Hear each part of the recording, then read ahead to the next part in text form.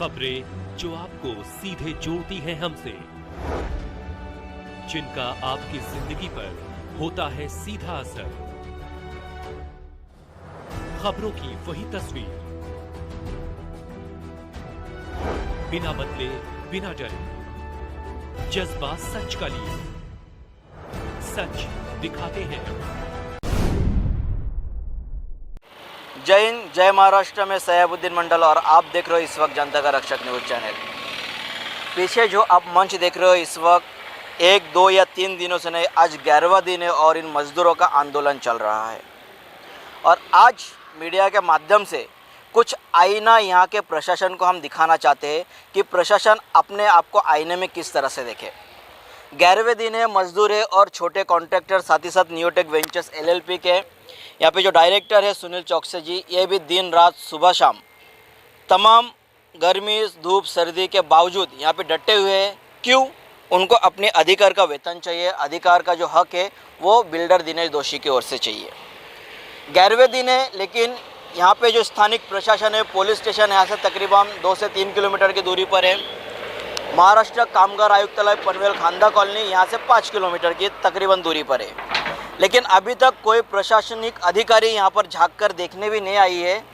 जब आंदोलन का तीसरा या चौथा दिन चल रहा था तब वहाँ के जो अधिकारी थे, यहाँ का एरिया ऑफिसर कामगार आयुक्तालय के माटे मैडम यहाँ पे आई हुई थी, लेकिन मैडम को यहाँ पे इन मजदूर, इन छोटे कॉन्ट्रैक्टर और गरीबों में कोई दिलचस्पी इसलिए नहीं देखी क्योंकि यहाँ पे इनकी आर्थिक परिस्थिति खराब है, इसलिए शायद वो अपने गाड़ी से उतरना उचित नहीं समझा।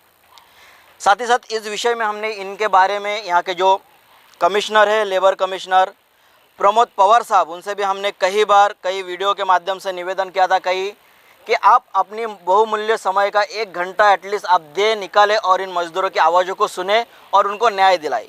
लेकिन पवार साहब को भी किसी भी प्रकार की जो दिलचस्पी है वो नहीं दिखा। लेकिन 1 हफ्ते पहले हमने हमारे जनता का रक्षक न्यूज़ चैनल के माध्यम से एक मेल जो है कामगार आयुक्तालय में किया हुआ था। बाजू में ही एक बिल्डर है, मैं इस न्यूज़ में उनका नाम का जिक्र नहीं करना चाहता हूँ, वहाँ पे बाल मजदूर पकड़ा गया था काम करते हुए और जो मीडिया ने पकड़ी थी। साथ ही साथ कई लेबर यहाँ पे 100 से 150 लेबर यहाँ पे मजदूर काम कर रहे थे। 7वें माले की बिल्डिंग की ठुकाई चल रही थी और यहाँ पे सुरक्षा का बंदोबस्त खुद कामगार विभाग ने आके देखा कि धज्जियाँ किस तरह से बिल्डरों ने उड़ा के रखा था। लेकिन आज तक उनके ऊपर कोई कार्रवाई नहीं हुआ और मैडम ने तकरीबन 4 से 5 घंटा उनके साथ मीटिंग किया। तो आप सोच सकते हो कि मीटिंग में क्या क्या होगा। क्या मैडम ने मजदूरों के हक के लिए लड़ा होगा या फिर अपने, समझ जाओ आगे क्या। यहाँ पे मजदूर है, 11वां दिन चल रहा है, 11वां दिन से बैठे हो। गांधी जी ने कहा है कि अहिंसा के मार्ग पे चलो, हिंसा ना करो, तो आप लोग की न्याय की सुनवाई प्रशासन करेगा। लेकिन ये नए भारत की नई प्रशासन है जो मजदूरों को सक्षम करने की बात करता है और मजदूरों की स्थिति कितनी सक्षम है हम पिछले 11 दिन से हमारे जनता तक पहुंचा रहे। इस विषय में आपका क्या कहना है? सर, प्रशासन से हमारा यही कहना है, प्रशासन से क्या कहना है, हमारा ये कहना है कि प्रशासन को एक आंख होनी चाहिए, सबको एक नज़र से देखे। उसको 2 आंखें अलग अलग नज़र से देखता है, लेकिन उसको एक आंख होनी चाहिए, एक नज़र से देखे। गरीब को, अमीर को, सबको एक नज़र से देखनी चाहिए। और हम हिंसावादी हैं, गांधी जी के बताए मार्ग पे चल रहे हैं और उनको ये नहीं पता कि हमारा गांव जो है चंद्रशेखर आज़ाद का गांव है। हमारे सेठ लोग हिंसावादी हैं सब, ये बोलते हैं नहीं हमें न्याय चाहिए, न्याय से पैसा लेंगे। हम लोग भी 1500 किलोमीटर दूर से यहाँ कमाने आए सर जी, यहाँ आंदोलन करने नहीं आए। तो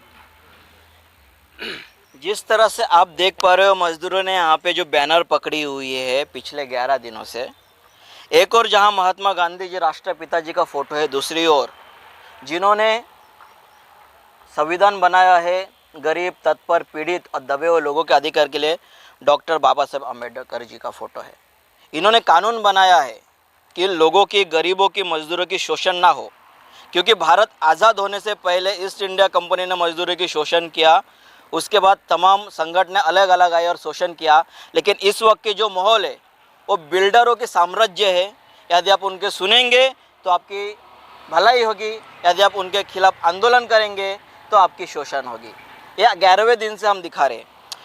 सुनील जी, आप 11वें दिन से बैठे हो और तमाम आपके साथ लगातार हम भी सारे अपडेट में है कि किस तरह से प्रशासन कार्रवाई कर रहा है। आज जो है रायगढ़ जिला महाराष्ट्र में भारत के प्रथम नागरिक राष्ट्रपति जी आए हुए थे।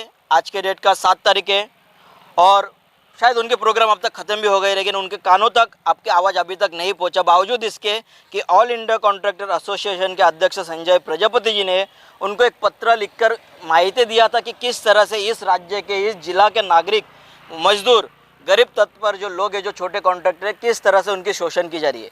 लेकिन प्रशासन को क्या फ़र्क पड़ता है, आप गरीब हो, फ़र्क नहीं पड़ता। तो चौकसे जी, कल भी आप लोग गए थे, यहाँ के जो प्रांत अधिकारी है डिस्ट्रिक्ट रायगढ़ के, एसडीएम साहब, यहाँ के जो डीसीपी साहब है शिवराज पाटिल साहब, नाम लेके इसलिए कह रहा हूँ क्योंकि अब नाम लेना ज़रूरी हो चुका है कि 11वें दिन प्रशासन की ओर से कार्रवाई नहीं। शिवराज सिंह पाटिल साहब के पास आप गए थे, क्या उनके ऑफिस में आपके साथ मतलब बातचीत किया गया? नहीं, पाटिल साहब ने, मैं सबसे पहले धन्यवाद दूंगा मज़दूरों की आवाज़ और मेरे सभी पत्रकार बंधुओं को जो हमारी इस संघर्ष यात्रा में अभी तक हमारे साथ बने हुए हैं। रह गया सवाल साहब एसडीएम साहब का, तो वो तो प्रथम नागरिक के स्वागत में ही मसरूफ़ थे और हमारे डीसीपी साहब जो हैं उन्होंने हमको अच्छा आश्वासन दिया। उन्होंने फ़ोन किया तुर्बे पुलिस स्टेशन में, सभी को एक्टिवेट किया, नींद से जगाया। तुर्बे पुलिस स्टेशन ने भी कार्रवाई करने की कोशिश की, तलोजा पुलिस स्टेशन ने भी कार्रवाई करने की कोशिश की, लेकिन बिल्डर आने के लिए तैयार नहीं है, ऐसा हमको सूत्रों से जानकारी मिली है। बाकी तो ज़्यादा नहीं बोल सकता हूँ, लेकिन हाँ, शिवराज पाटिल जी का नाम आपने लिया तो मैं बोलना चाहूँगा मीडिया के माध्यम से कि जो वो कर सकते थे वो उन्होंने किया। शायद उनको अभी इससे आगे कुछ करने की अनिवार्यता है।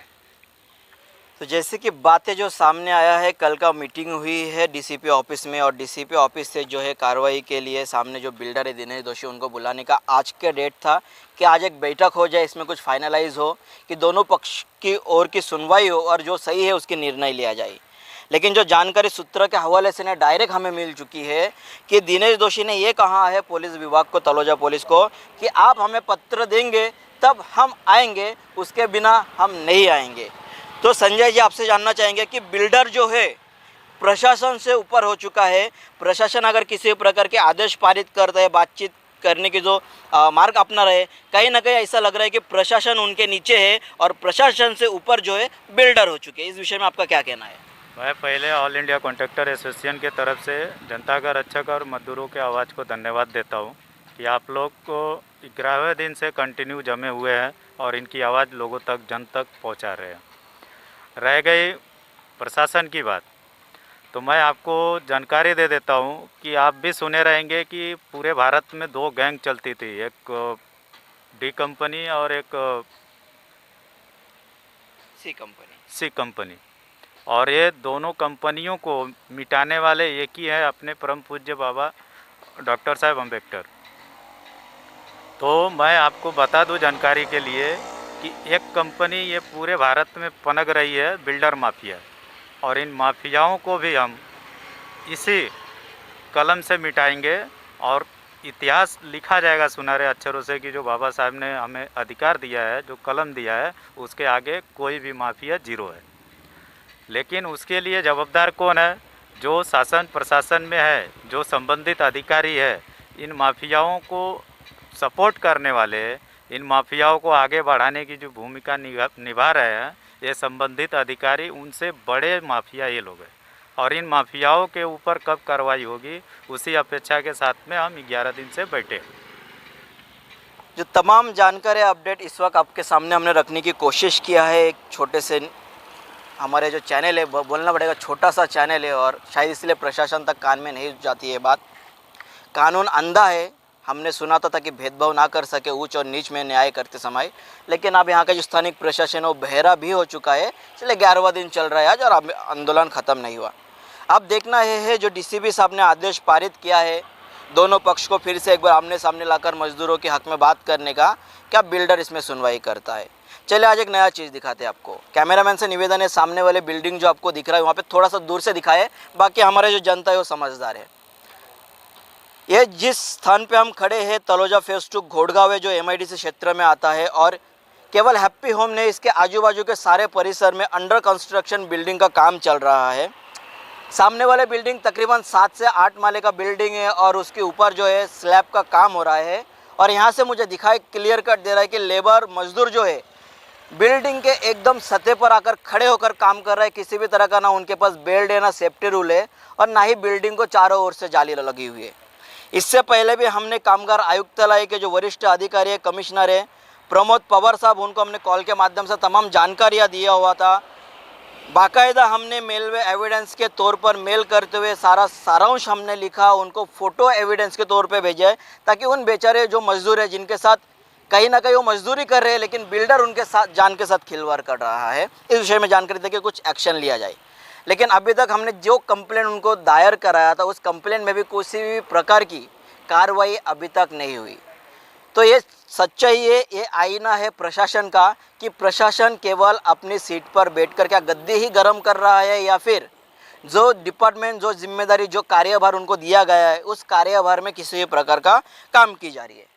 क्योंकि इससे पहले तकरीबन लॉकडाउन चल रहा था, पिछले 2 साल हमने देखा और इन 2 सालों में कई ऐसे मौतें हमने हमारे चैनल के माध्यम से लोगों तक पहुँचा और हमने हमारे नज़रों से देखा है कि असुरक्षा के कारण बिल्डर लॉबी में, बिल्डिंग क्षेत्र में 4500 माले से, 500 माले से, 1000 माले से इसी विभाग के अंदर, तलोजा विभाग के अंदर ही लेबर गिरकर मर गए हैं और उनकी शव हमने चैनल के माध्यम से इसलिए नहीं दिखाया कि वो देखने लायक नहीं था।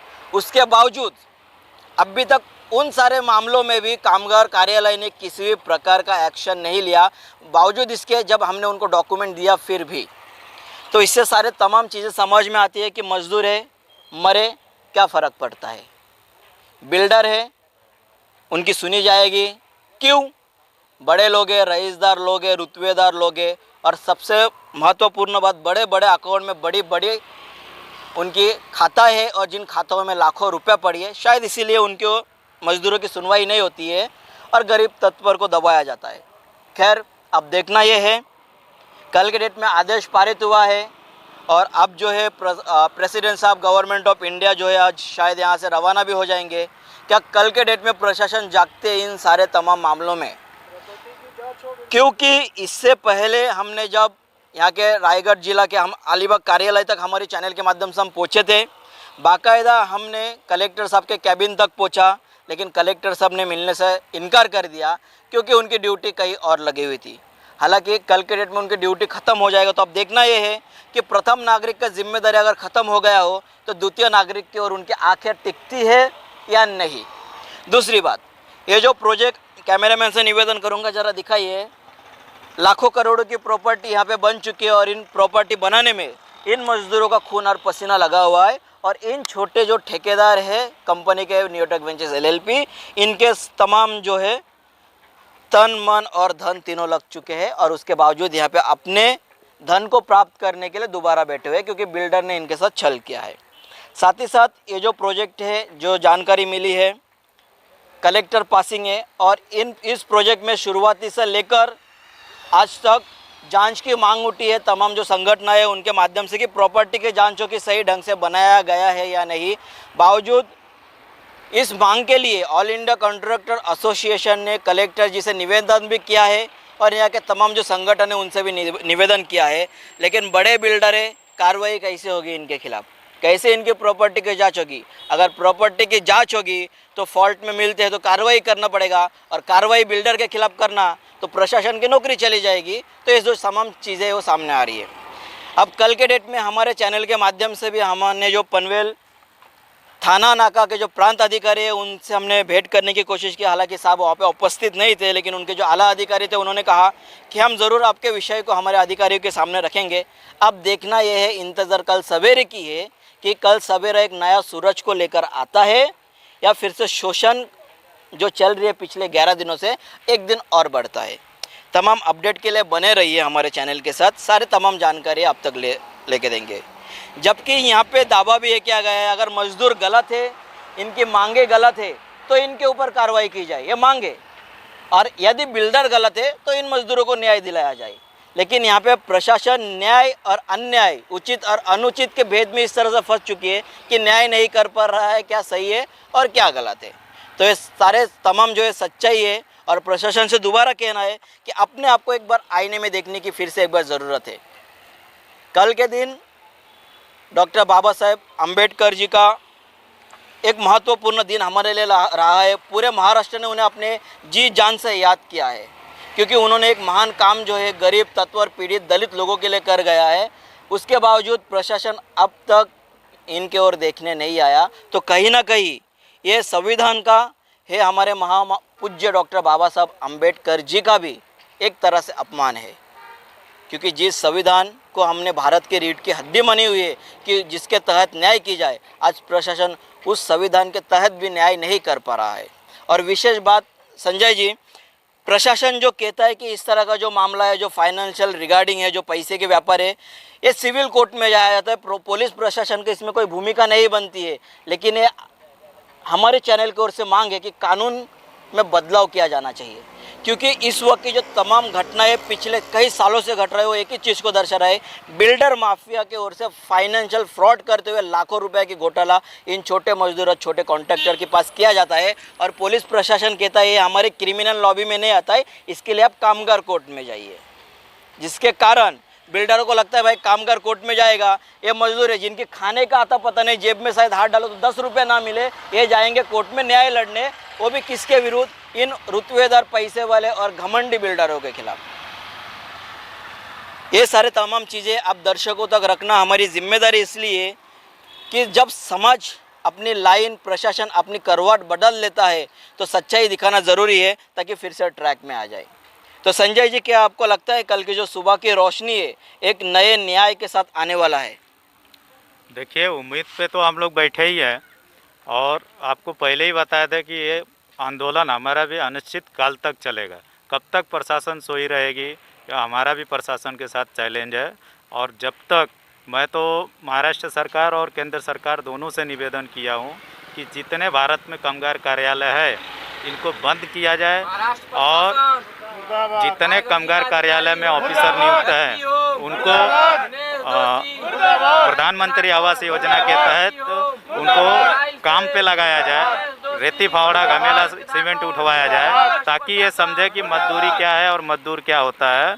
और यहाँ के जो उपायुक्त हैं प्रमोद पवार, ये इनको तो मैं महाराष्ट्र सरकार से यही कहूँगा कि इनको बर्खास्त किया जाए यहाँ से, क्योंकि मेरे पास तो 4 सालों से इनके पास जो है यूनियन के माध्यम से हमने बहुत सारे तमाम कंपनियां, गोदरेज हो गया, हीरानंदानी हो गया, टाटा हो गया, क्लान सिटी हो गया, बहुत सारे छोटे छोटे बिल्डर हो गए, ये सारे लोगों का तकरार आज तक उनके पास पड़ा है। लेकिन फिल्म आप एक देखे रहेंगे, उसमें सनी देओल का डायलॉग है, तारीख पे तारीख, तारीख पे तारीख। और वो देवा का अदालत तो हम नहीं चालू करना चाह रहे हैं, जो 5 बजे के बाद चालू होती है।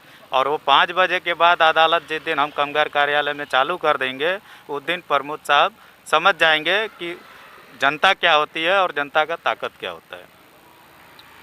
तो यही सारे तमाम चीज़ें हमने आपके सामने रखा है। अब प्रशासन इस पर न्याय करे, क्या सही और क्या गलत। इसके साथ देखते रहे हमारे जनता का रक्षक न्यूज़ चैनल। आगे आने वाली सारी तमाम जो जानकारी आप तक पहुंचाते रहेंगे। जय हिंद, वंदे मातरम।